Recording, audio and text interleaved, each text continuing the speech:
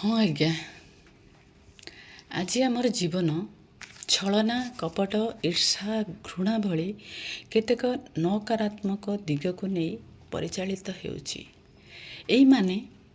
ଏଇମାନଙ୍କର ଭାବରେ ସତେ ଯେମିତି ଆମେ ବାନ୍ଧି ହୋଇ ପଡ଼ିଛୁ। ଏଇମାନଙ୍କ ଚକ୍ରବ୍ୟୁହରେ ଆମେ ଯେମିତି ଫସି ଯାଇଛୁ। ଆଉ ଆମର ମନଚେତନାକୁ ଏମାନେ ତଳିତଳାନ୍ତ କରି ଆମକୁ ପ୍ରତି ମୁହୂର୍ତ୍ତରେ ବ୍ୟତିବ୍ୟସ୍ତ କରୁଛନ୍ତି।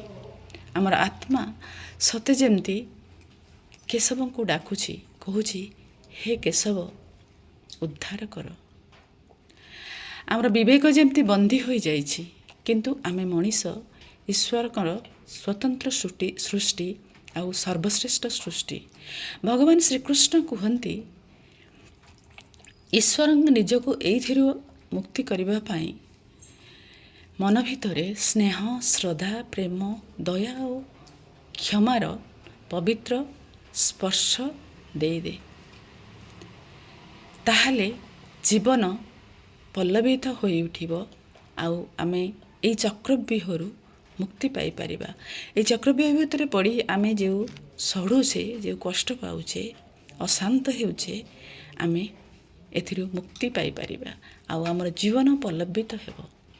ଆମ ସମାଜରେ ନୂତନତାର ସ୍ପର୍ଶରେ ଜାଗି ଉଠିବ ଆଉ ମନଚେତନାରେ ନୂଆ ବୀଜ ବପନ ହୋଇପାରିବ, ଯାହା ପରିବାରରୁ ସମାଜ ପର୍ଯ୍ୟନ୍ତ ପରିବ୍ୟାପ୍ତ ହୋଇପାରିବ।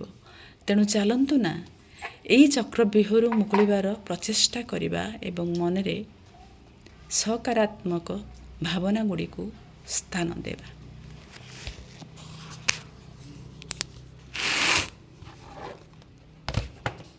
Will you on the team?